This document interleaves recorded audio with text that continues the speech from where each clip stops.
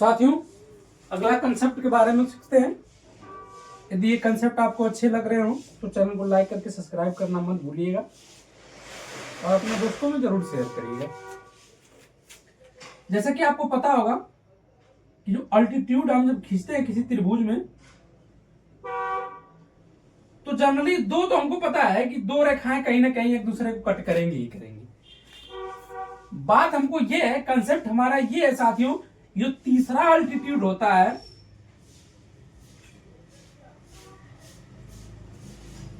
वो इसी पॉइंट से क्यों पास करता है, यही हमारा क्वेश्चन है।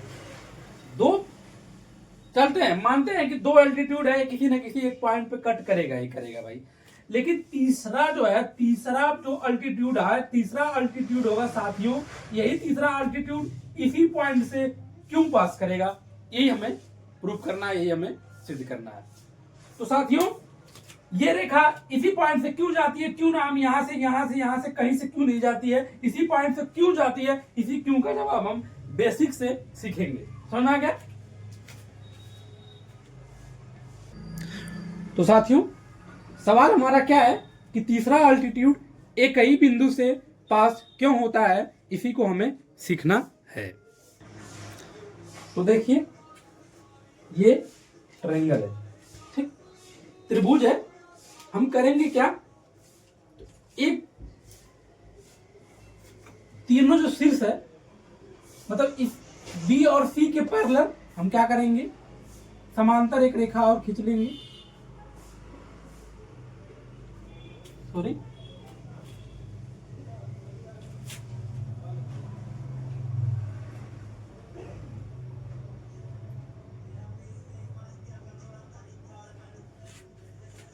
उसी प्रकार हम यहां से भी सब समांतर खींच लेंगे।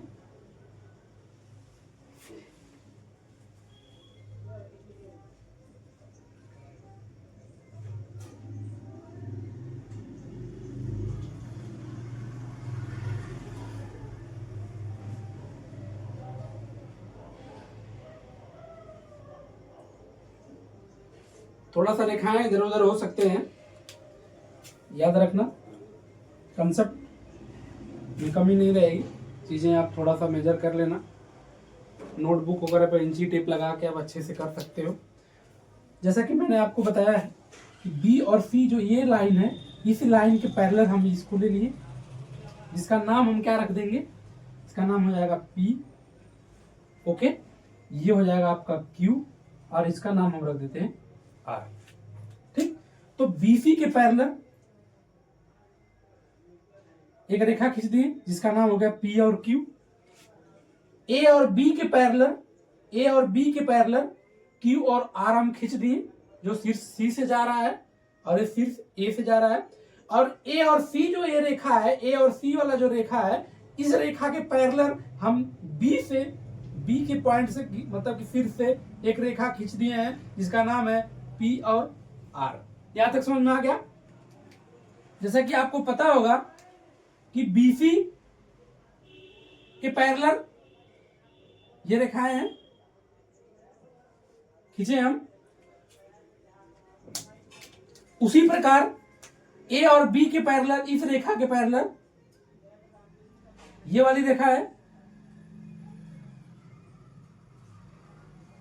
क्यू आर, और एसी के पैरेलल ये वाली रेखा है पी आर। यहां तक समझ में आ गया? ठीक, आगे चलिए, लिखेंगे चतुर्भुज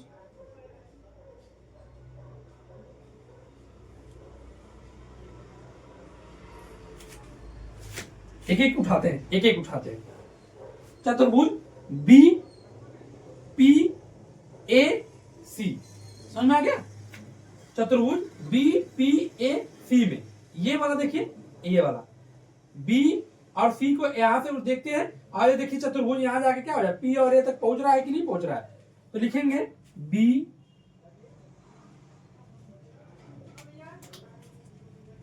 पी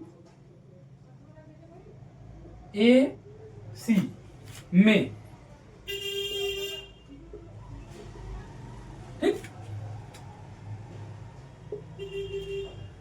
तो क्या होगा, तो ध्यान से देखिए कि जो BC है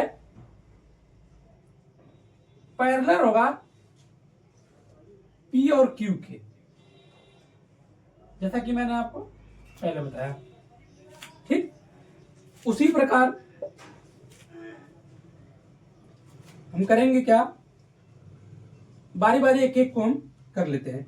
अब देखिए चतुर्भुज BCQA में, समझ में आ गया, या ABQC में, इतना कर सकते हैं।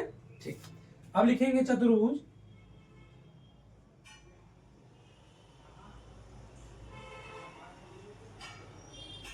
BAQC में क्या होगा, तो जो AB है, AB जो है पैरेलल होगा Q और R के। कोई दिक्कत यहां से? ठीक, अगला पॉइंट, आगे इसमें चलते हैं। चतुर्भुज ACBP में, चतुर्भुज ACBP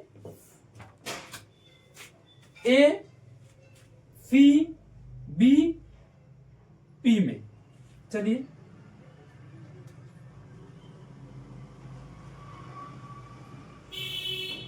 चतुर्भुज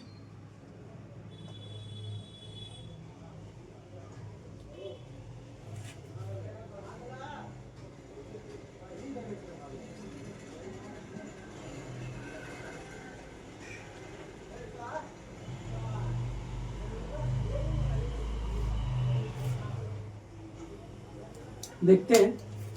एक चतुर्भुज है BPAC, BPAC एक हो गया, दूसरा है BAQC, BAQC ये वाला हो गया। ठीक, अब एक चतुर्भुज हमारा बचता है, ये हो गया, ये हो गया। अब हमें इस वाले को लेके चलना, AC वाले को, समझ में आ गया। तो चारों हो जाएगा आपका BPAC, तो वही हो गया, यही चतुर्भुज दिख रहा है। कहाँ गलत हो रहा है थोड़ा देखिए, ये चतुर्भुज एक हो गया, ये दो हो गया, और एक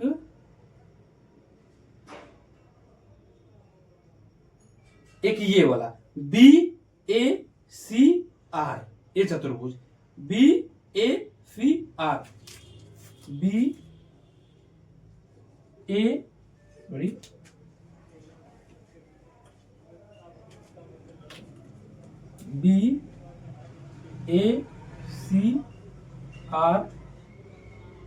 में। ओके, इसमें क्या होगा, इस वाले में, तो इस वाले में याद रखिएगा आप लोग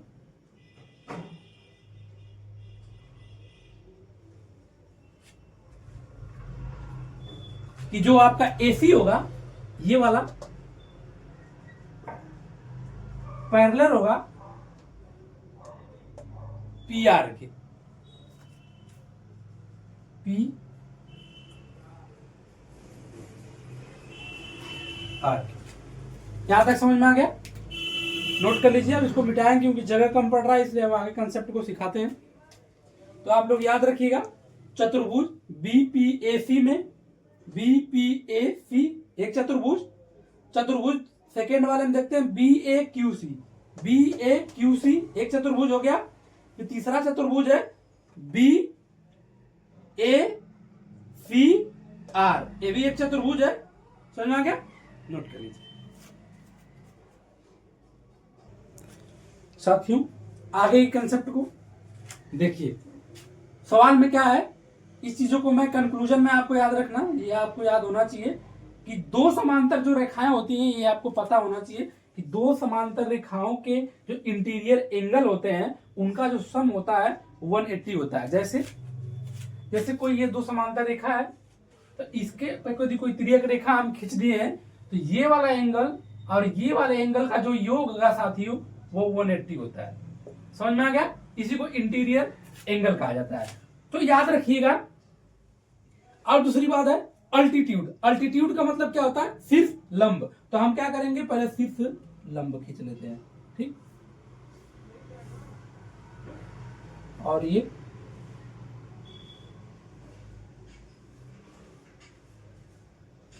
समझ में आ गया? जो कि तीनों 90 डिग्री पर है। ओके साथियों, शीर्ष ए है तो इसके सामने की ये जो भुजा होगी इसको ए मानेंगे। ये शीर्ष बी है तो इसकी भुजा हम सी मानेंगे। और ये बी है तो ये इसको बी मानेंगे। इसकी लंबाई किसकी? इस त्रिभुज की। समझ में आ गया? तो ये रेखा इस रेखा के पैरेलल है तो इसका मतलब कि ये ए हो जाएगा, ये भी ए हो जाएगा। समझ में आ गया? उसी पर ये सी है तो ये भी सी हो जाएगा।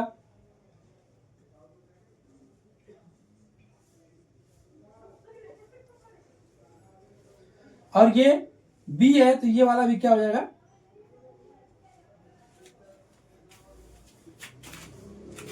इसको भी क्या कहेंगे? बी। क्योंकि पैरेलल है तो भाई उनकी दूरी जो होगा वो समान ही मानी जाएगी, ठीक है ना। दूसरी बात है अल्टीट्यूड। जो ये जो अल्टीट्यूड है साथियों, ये वाला अल्टीट्यूड, और हम क्या, दो समांतर रेखाओं का इंटीरियर एंगल का योग 180 होना चाहिए। तो हम दो समांतर रेखा पहले ढूंढते हैं। तो दो समांतर पहले हम क्या करते हैं? रेखा ढूंढते हैं। तो दो समांतर यदि रेखा ढूंढेंगे तो साथियों आप लोग याद रखिएगा कि ये वाला P और Q, सॉरी P और R के समांतर कौन सी रेखा है? तो P और R के समांतर रेखा है A और C।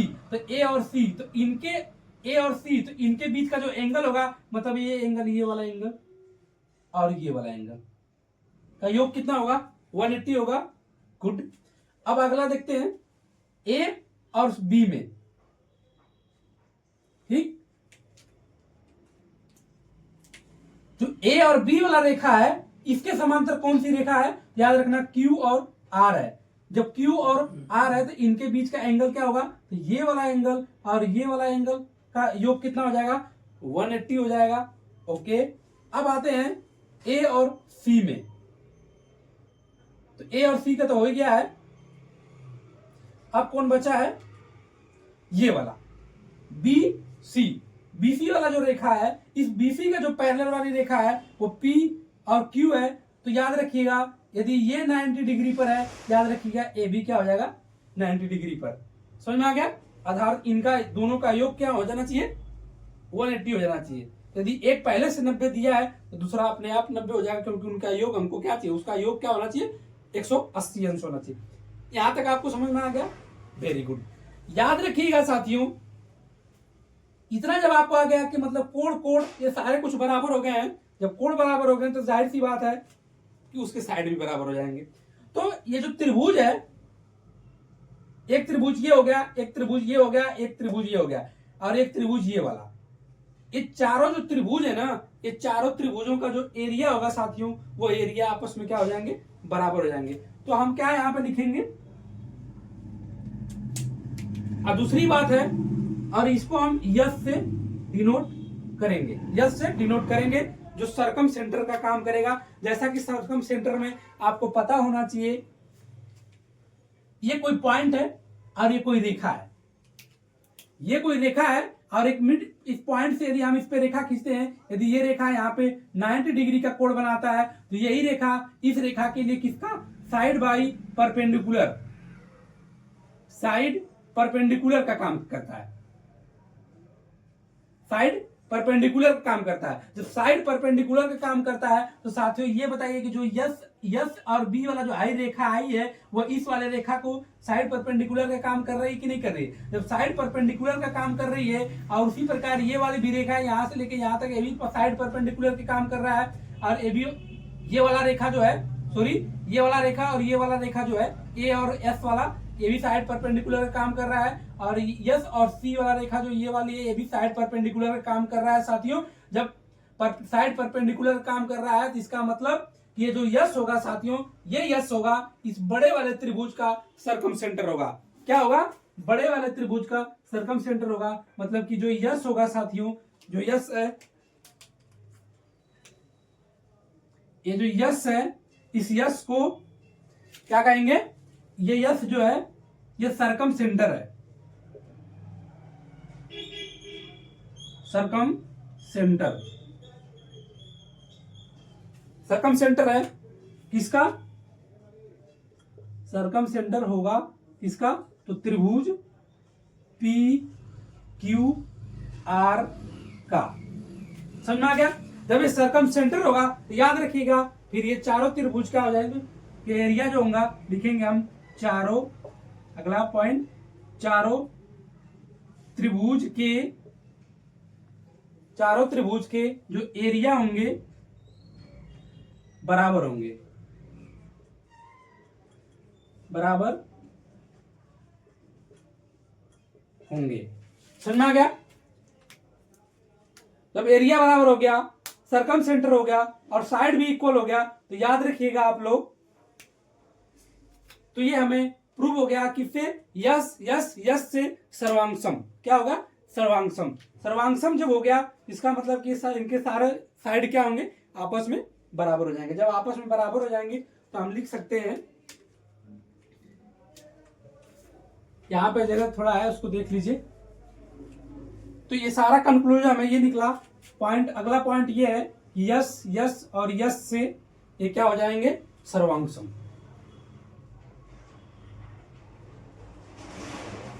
ठीक,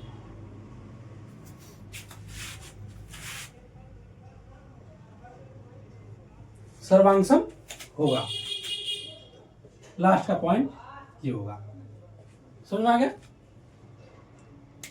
तो अब आपको प्रूव हो गया कि जब सर्वांगसम हो गया तो अब ये तीनों जितनी सारी लाइन है, ये लाइन तीसरा पॉइंट, जो तीसरा वाला लाइन है वो इसी पॉइंट से क्यों जाती है, क्यों पास करती है? आपको समझ में आ गया? यही कारण है, यही से पास करती है। इसको यदि आपको समझने में कोई प्रॉब्लम आई हो तो कमेंट में आप जरूर पूछिएगा, और एक बार और यदि आप देख लेंगे तो जो थोड़ा बहुत डाउट रहेगा वो भी क्या हो जाएगा? कंप्लीट हो जाएगा। साथियों, ऐसे ही क्लास के लिए, रेगुलर क्लास के लिए आप चैनल को लाइक करके सब्सक्राइब करिएगा, अपने दोस्तों में शेयर करिएगा। अब हम मिलते हैं आपसे अगली क्लास में। जय हिंद, जय भारत।